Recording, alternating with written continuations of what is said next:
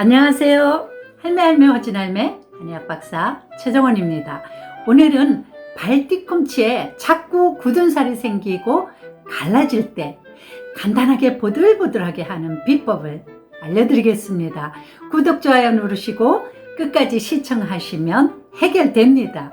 발에 각질이 생기고 갈라지는 게 심장이 나빠서라는 말 들어보셨나요? 발은 제2의 심장이라고 하죠. 심장의 기혈이 부족해서 사지 말단까지 혈액 공급이 안 되면 발뒤꿈치가 잘 갈라지고 자꾸 굳은 살이 생길 수 있습니다. 그래서 심장질환이 있으신 분들, 또 평소에 사지말단이 찬 분들, 온몸이 찬 분들, 또 당뇨병을 오래 앓고 계신 분들, 이런 분들이 바로 발뒤꿈치가 갈라지거나 굳은 살이 잘 생깁니다. 자, 이런 분들은 특히 발 관리, 특히 발의 혈액순환 관리 잘 하셔야 되는데요. 그렇다면 발뒤꿈치가 갈라지고 굳은 살이 생기는 구체적인 원인은 뭔지 한번 간단하게 알아보겠습니다. 그리고 보들보들한 젊은이 발로 만드는 비법을 바로 말씀드리겠습니다. 첫 번째, 나이가 들면서 심장 기능이 저하되고 만성 당뇨 질환이 있거나 혈액순환이 부족해지고 또 체내에 혈액이 부족하고 영양이 부족해지는 게 큰 이유죠. 그 다음 두 번째로는 만성적인 수족냉증이 있는 분들, 발이 찬 사람이 각질과 갈라짐이 잘 생깁니다.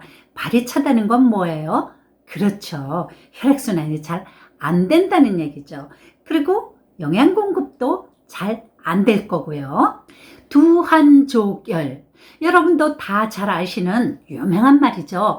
발은 따뜻하고 머리는 차게 해야 건강하다는 말이잖아요. 이것을 달리 말하면 심장과 가장 멀리 떨어져 있는 발을 따뜻하게 해줘야 혈액순환이 잘 돼서 건강하다는 거죠. 그 다음 세 번째로 각화성 무좀일 경우가 있습니다. 대부분 나이가 드니까 굳은 살이 생기나 보다 하고 이건 자연스러운 현상이야 하고 방치해 두기가 쉽죠. 안 됩니다.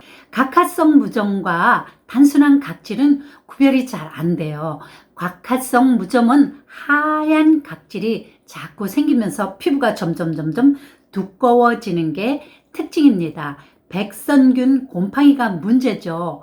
이 백선균 곰팡이가 각질에 기생하면서 각질을 먹고 살죠. 꾸준한 치료와 관리로 건강한 발을 만들어줘야 발도 부드럽지만 일단 건강에 좋습니다. 그 다음에 신발이 작거나 크거나 신발 바닥이 딱딱하거나 걸음걸이가 바르지 않아도 자꾸 각질이 생깁니다. 신발이 불편하게 되면 우리 몸은 이 몸의 균형을 잡으려고 어느 한쪽에 자꾸 굳은 살을 만들죠. 신기하죠? 특히 걸음걸이가 잘못되어 한쪽 바라만 계속 압력이 쏠리잖아요. 그러면 우리 몸이 바로 발뒤꿈치 아니면 발 앞쪽에 굳은 살을 만들어서 이 균형을 맞추고자 합니다. 자, 그럼 발꿈치 갈라짐, 굳은 살, 보들보들 청춘발로 만들어 볼까요? 가정에서 손쉽게 할 수 있는 팁입니다. 첫 번째, 양귀비 옷걸이를 한번 만들어서 발라보세요. 만들기는 아주 간단한데 효능은 정말 굿입니다. 실제 당나라에 양귀비가 만들어서 썼던 아주 유명한 궁궐 처방입니다. 그래서 양귀비 옷거 아닙니까? 만드는 방법은 살구 씨가루 10g, 돼지기름 5g, 달걀 흰자 1개를 골고루 섞어요. 돼지기름 만드는 거 아주 간단합니다. 비계가 좀 있는 삼겹살 같은 부위를 사오세요. 그래서 그 삼겹살 한쪽을 후라이팬에다가 살살 굽게 되면 거기서 기름이 나오죠. 이게 다예요. 그리고 살구씨 가루는 인터넷에서 팔잖아요. 자, 이렇게 만든 양귀비 옷걸을 주무시기 전에 발을 깨끗이 따뜻한 물에 씻고 거기에다 골고루 발라줍니다. 발뒤꿈치도 바르고, 만약에 엄지발가락 있는 앞쪽으로도 굳은 살이 있으면 굳은 살이 있는 곳에 골고루 발라줘요. 그리고 이것을 랩으로 잘 감싸줍니다. 그리고 주무신 다음에 아침에 일어나서 이 랩을 벗겨내고 타월로 깨끗이 닦아내고 양말을 신으시면 됩니다. 그렇게 되면 발뒤꿈치에 영양 공급도 하게 되고 수분 공급도 하게 되고 살균 작용도 하게 돼서 보들보들하고 촉촉한 발이 됩니다. 일주일에 한 2번, 3번 정도 꾸준히 한 달 정도만 한번 해보세요. 금방 효과가 나타납니다. 그 다음에 두 번째는 바디로션이나 마사지 크림, 바세린 등을 바릅니다. 이걸로 팩을 하는 건데요. 역시 발을 따뜻한 물에 잘 씻은 후 팔뒤꿈치에 이것들을 골고루 바르고 랩을 감아둡니다. 낮에 같은 경우에는 한 2시간 정도 감아두고 아니면 저녁에 주무실 때 하는 게 아주 좋아요. 그래서 주무시고 나서 아침에 타월로 잘 닦아내고 양말을 신으시면 됩니다. 그 다음에 세 번째, 식초물에 온조격을 한번 해보세요. 온조격 하는 방법은 따뜻한 물 2리터 정도에 식초 200ml를 섞습니다. 이때 천연 식초면 되도록 좋겠습니다. 묵은 식초일수록 효능은 더 좋죠. 자, 이렇게 해서 한 30분 정도 조격을 한 후에 깨끗이 닦아낸 다음에 여기에 풋크림이나 로션, 바세린 이런 것을 잘 발라주면 됩니다. 자, 이번에는 베이킹소다 마사지 하기입니다. 베이킹소다에 올리브 오일을 1:1 비율로 섞어요.